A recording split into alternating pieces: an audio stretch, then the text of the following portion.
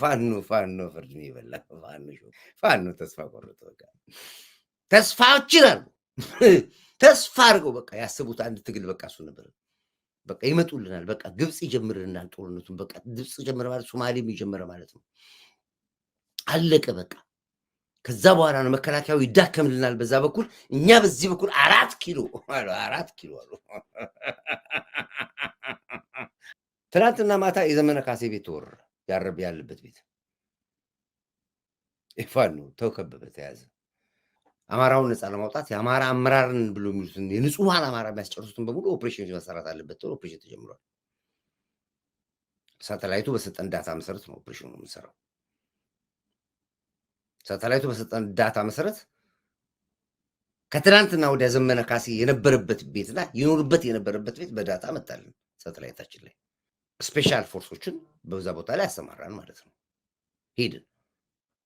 አንድ የተዘጋ ክፍል ነበረ። ያ ክፍል ተከፈተ። እሱ አይነገርም ለእናንተ።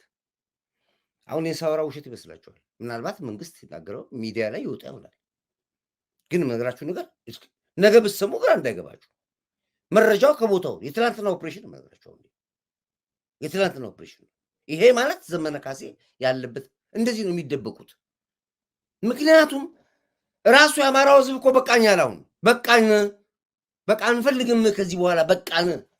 አየናችሁ 1 ወር ሳምንት አላችሁ፣ 1 ወር አላችሁ፣ 2 ወር አላችሁ፣ 6 ወር አላችሁ፣ ዓመት ሙሉ ታሸናሉ። ሳናርስ ልጆቻችን ሳናስተምር ዘር ሳንዘራ ላሞቻችን በጎቻችን ሳይወልዱ ሚስቶቻችን ሳይወልዱ በቃ ሰቃያችሁን። ኢሉዥን ተስፋ በቃ አልቻላችሁም። ዞር በሉ አሏችሁ። በቃ አማራው ራሱ ጌም ኦቨር። አሁን የይሉንታ ጦርነት ነው ያላቸው። ለዚህ ነው ሶማሌና ግብጽ በገባልን እና መከላከያውን አትችሉትም። መከላከያ እንደ ቆሎ ነው የተመረተው። መከላከያ ሀገር ውስጥ እንደ ቆሎ ነው የተመረተው።